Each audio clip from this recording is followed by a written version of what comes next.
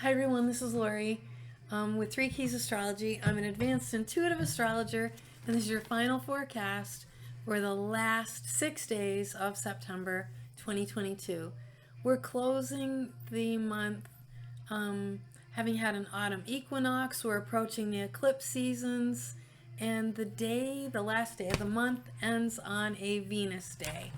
The planet Venus is strong.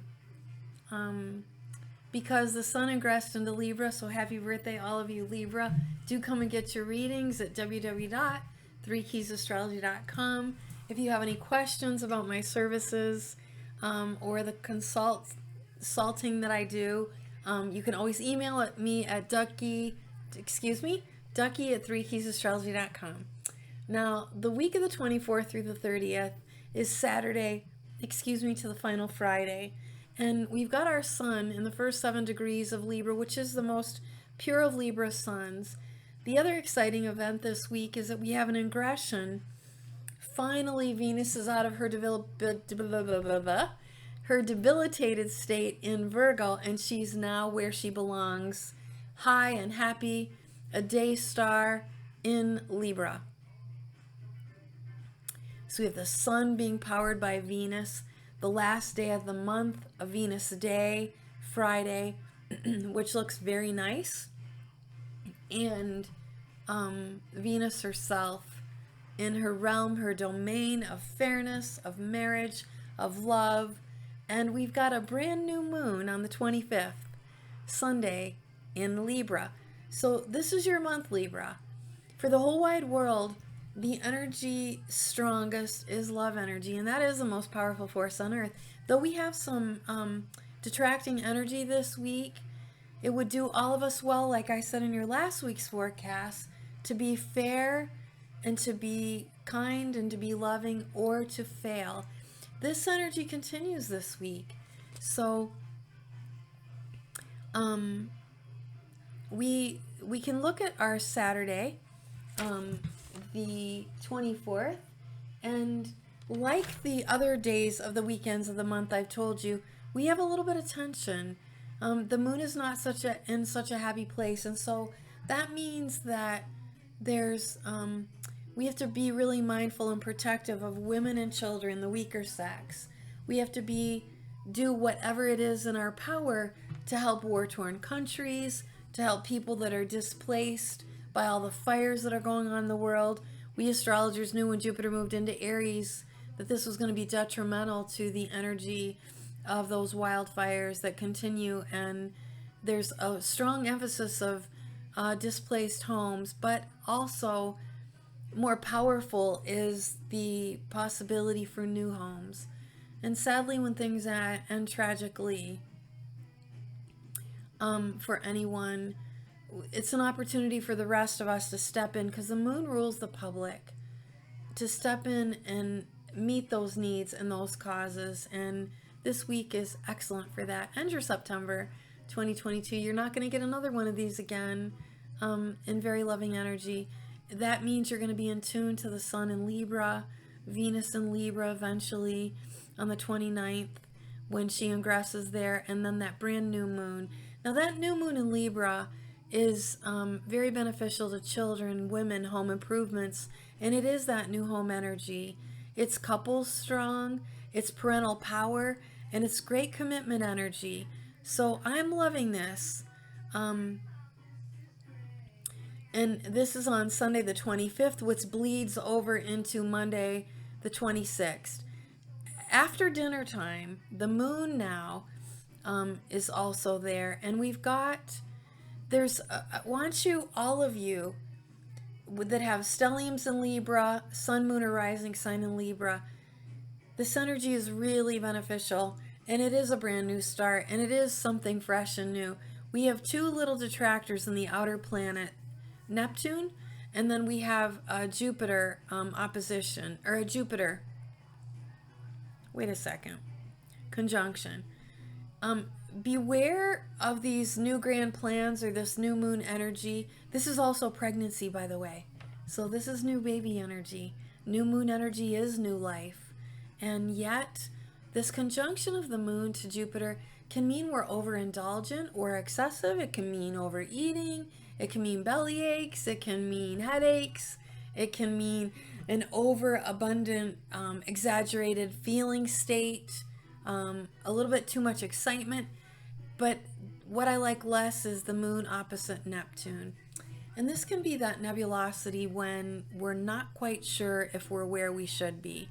And I'm happy to give you readings and help steer you into the clear, into humidors where there is no fog, there is no confusion, there's not any murky depth, because confusion rarely meets success, friends. So if you're with people or you're in states of indecision and confusion, come and let me help you. I have all kinds of readings. If it has to do with intimacy, I have sexuality readings on my website, www.3keysastrology.com. I do couples readings to help you overcome things. I do Black Moon Lilith readings because she's in Cancer. She's causing Libra grief over custody issues, Capricorn issues, and Aries issues most especially. We've got Mars in Gemini, which continues until, not in a great place until at the very end of May in 2023. So we've got some issues there too. So if you're the new moon goodness overall is stronger, but beware confusion and mystery and nebulosity. On Monday, this is really good for lovers. Pluto is trining Venus, which is conjunct Mercury. And this is locked in love, loaded for love, all about love. This is also great for money. So there will be improvements in the stock market on the 26th, Monday. There's also a grand air trine. So all of you new students and everybody that's gone back to college, all you school teachers and all you little students, no matter what grade level you're in, this is great energy overall. And it's because we've got our moon in Libra, we've got Saturn in Aquarius, and we've got Mars in Gemini. This is also great for home improvements and also for acquisitions of land and property. So if you're in a buyer's market, if you want a new home, if you're in a position to help people that are displaced, or this is great energy for social causes, Red Cross and home builders and construction projects and architecture and intellectual pursuit. Love, love, love Monday. Stay focused, stay sure, stay true blue, because all of these things ensure happiness. Now Tuesday, the 27th and 28th, the mood changes. And if you recall, I told you that through the summer our weekends were pretty wonderful, but now not so much. And then this Tuesday and Wednesday midweek, the 27th and 28th, can be a bit nefarious, and we can be mysteriously confused, and we can also feel this urgent need to dissolve the past, and the trajectory. The best thing that you can do, if any of you have a stellium in Scorpio, Sun, Moon, Rising Scorpio, you know that you've gone through great changes. And I think if you look to your shadow side, which is Taurus, and say, how am I being possessive? How am I being controlling? And clearly there's some stubbornness to this energy, but it's nefarious. It's going to be a tough 2 days. But I have to warn you, it bleeds into the 29th a little bit Thursday. Now things do get better after lunch, but before then, the Tuesday energy, the Wednesday energy, and Thursday morning energy until lunchtime is very dangerous for women. There's women that are in compromised relationships. This is a domestic violence signature, and it's also ripe for killing. And I don't like it. This is Moon Pluto energy, and I'm worried. So for those of you that work in those fields, psychology and emergency workers, even emergency rooms, this is going to be a dangerous energy. With the moon, with Mars in Gemini too, An escalation of verbal aggression is going to lead to martial weaponry. Make no mistake.